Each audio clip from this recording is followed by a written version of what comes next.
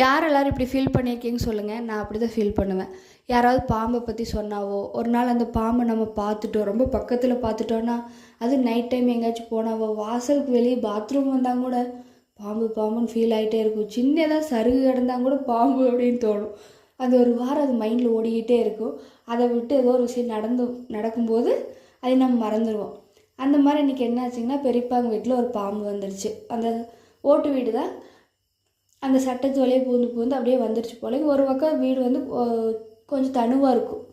அந்த சமையல் ரூம் மட்டும் அது வழியாக வந்திருக்கலாம். எப்படி வந்துச்சுன்னு தெரியலங்க, ஆனால் வந்துருச்சு. எலி இருக்கும், அது பிடிக்க வந்திருக்கலாம். எலிவா இது ஏதாவது சாப்பிட்டு மேலே வந்துடுச்சா எப்படின்னு தெரியலங்க, வந்துருச்சு. அப்போ நம்ம ஆளுகெல்லாம் எது கூப்பிட்டா வர்றாங்களோ இல்லையோ, பாம்பு இருக்குது வாங்கடா அப்படின்னு ஒரு சத்தம் போட்டாங்கன்னா பக்கத்தில் யாரெல்லாம் இருக்கிறாங்களோ அவங்க எல்லாருமே வந்துடுவாங்க. அப்படி வந்து தான் அந்த பாம்பு பிடிச்சிட்டோம். ஏன்னா குழந்தைகள்லாம் விளையாட்டு இருக்காங்க. இது எப்படி கண்டுபிடிச்சாங்கன்னா, பூனைக்குட்டி தாங்க சொல்லி கொடுத்துருக்குது. பூனைக்குட்டி ஒரே இடத்துல அந்த திண்ணிலேயே உட்காந்துட்டு மேலே சட்டத்தை பார்த்துட்டே உட்காந்துட்டுருந்துச்சுங்களாம். விட்டத்தை பார்த்துட்டே உட்காந்துட்டுருந்துச்சுங்களாமா.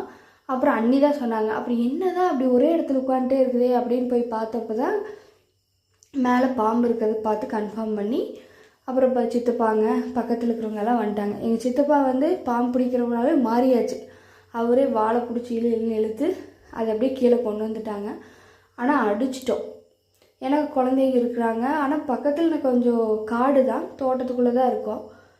இன்னும் பாம்பு வரலாம், வராமையும் போகலாம். ஆனால் என்ன நடக்கும்னு தெரில. நீங்கள் பாம்பை பார்த்தா என்ன பண்ணுவீங்கன்னு சொல்லி கமெண்ட் பண்ணுங்கள். நாங்கள் அடிச்சிட்டோம். அது வயிற்றுக்குள்ளே ஏதோ இருந்துச்சு, ஒரு இடத்துல மட்டும் நல்லா குண்டாக இருந்துச்சு. அதனால தான் அது அதிகமாக நகர முடியலையா எப்படின்னு தெரில. ஆனால் அடிச்சிட்டோம். தேங்க்யூ.